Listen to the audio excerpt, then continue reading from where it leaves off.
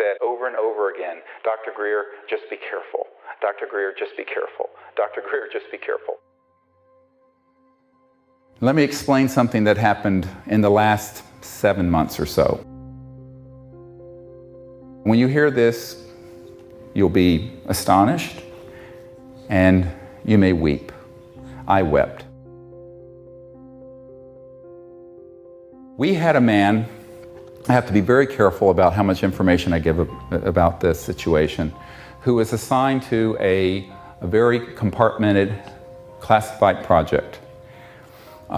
He was a civilian, a brilliant inventor, someone who knew much more than Tesla or Einstein or any of these people. He had worked out down to the mathematical formula all the trans-dimensional technologies up to and including, and I'm going to give you a short list: teleportation, dematerialization, anti-gravity, electromagnetic-gravitic, energy from the vacuum, etc., and so on. And I'm just getting started. This guy is amazing. I've been in his lab. Now the way this works, let me explain this a little bit. Someone like that, had his own company, the intelligence community came in and stamped everything top secret, put it in a vault.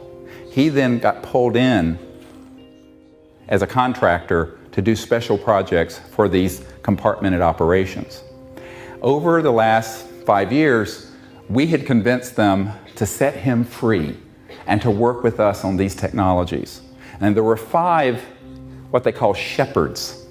This is the word that's used in the intelligence community, who were his shepherds, who were in charge of this kind of classification or policy.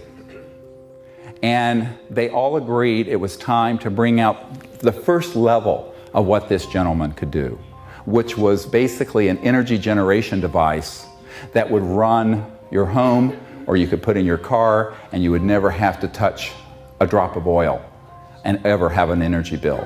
Because he had this. I mean, we saw these things. Now, at this point, what happened is we said, all right, has this actually been vetted, evaluated independently? And they said, yes, absolutely. The top Department of Defense laboratory near Washington, D.C., had taken his information and independently, without his assistance, just from his formula and designs and engineering specifications, replicated precisely what he had. And it worked. When they did that, a group of people came in and said, leave this alone and put it in a vault and never let it come out again. I know the chief scientist of this lab, who is a very good friend of mine. So this is a technology that has been built, tested, independently reproduced, on the shelf, ready to go. In November of 2008, this past November, Dr. Bravo and I and Dr. Loader, our science advisor, and our board hosted this gentleman at my home in Virginia. I live in a country house out near Monticello, Thomas Jefferson's home.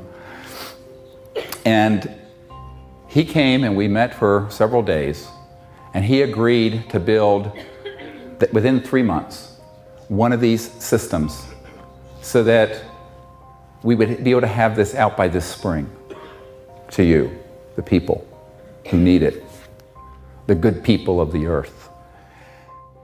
His intelligent shepherds had said, yes, do it. All of them together. I'd met with them.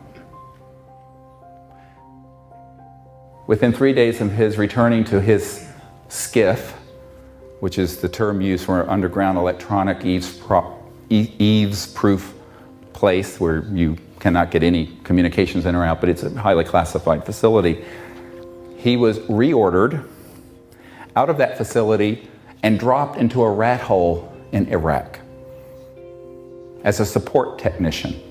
This, one of the most brilliant scientists on the world today. He called me up and he said, just over and over again, Dr. Greer, just be careful. Dr. Greer, just be careful. Dr. Greer, just be careful. Someone had put the fear of God in him, and he thought he had a clear go because these really well-placed intelligence operatives, but some other people from outside those 5 shepherds came in and said, oh, no, you don't.